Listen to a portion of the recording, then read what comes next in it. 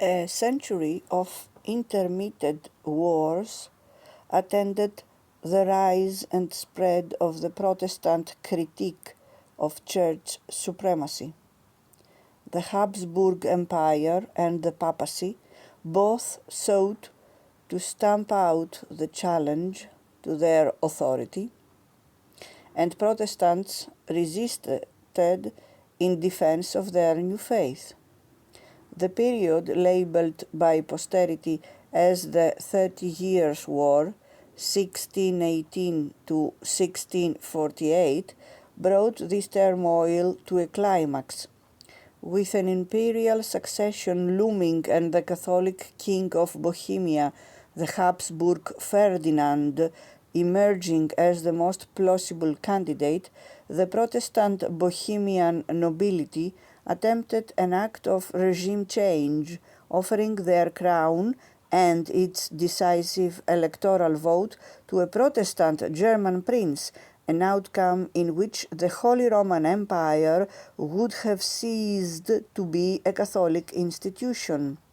Imperial forces moved to crush the Bohemian rebellion and then pressed their advantage against Protestantism generally, triggering a war that devastated Central Europe.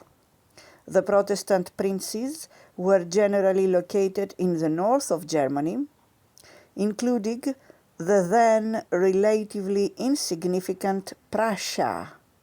The Catholic heartland was the south of Germany and Austria. In theory, the emperor's fellow Catholic sovereigns were obliged to unite in opposition to the new heresies. Yet, faced with a choice between spiritual unity and strategic advantage, more than a few chose the latter. Foremost among them was France. In a period of general upheaval, a country that maintains domestic authority is in a position to exploit chaos in neighboring states for larger international objectives. A cadre of sophisticated and ruthless French ministers saw their opportunity and moved decisively.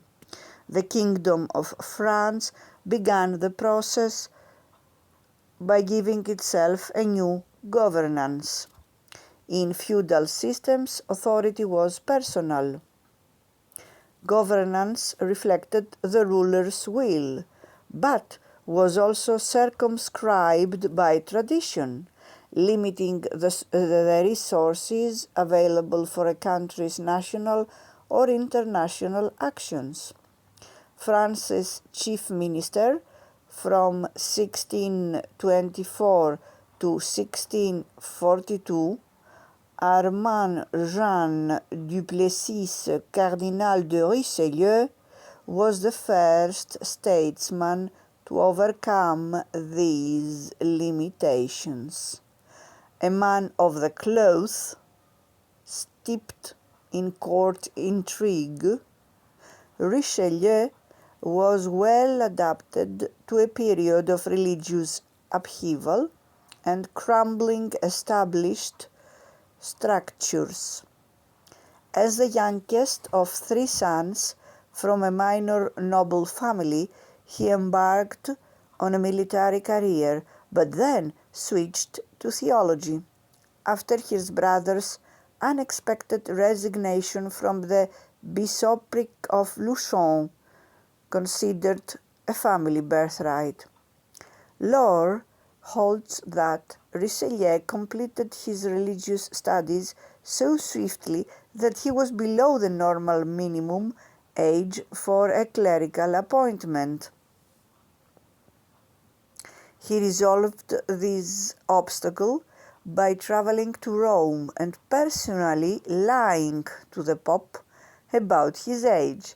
His credentials obtained, he launched himself into factional politics at the French royal court, becoming first a close aide to the Queen Mother, Marie de Medici, and then a trusted advisor to her chief political rival, her minor son, King Louis the 13, I think.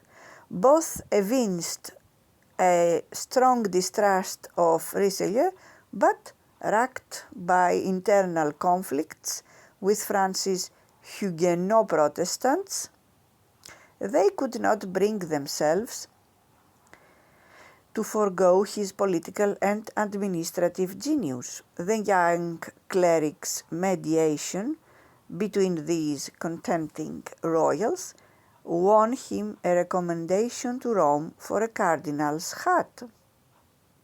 When given it, he became the highest-ranking member of the king's privy council, maintaining the role for nearly 2 decades. The Red Eminence, so called because of his flowing red cardinal's robes, became France's chief minister, the power behind the throne, and the charting genius of a new concept of centralized statecraft and foreign policy based on the balance of power. When Richelieu conducted the policies of his country, Machiavelli's treatises on statesmanship circulated. It is not known whether Richelieu was familiar with these texts on the politics of power. He surely practiced their essential principles. Richelieu developed a radical approach to international order. He invented the idea that the state was an abstract and permanent entity existing in its own right. Its requirements were not determined by the ruler's personality, family interests, or the universal demands of religion. Its lodestar was the national interest following calculable principles, what later came to be known as raison d'etat. Hence, it should be the basic unit of international relations.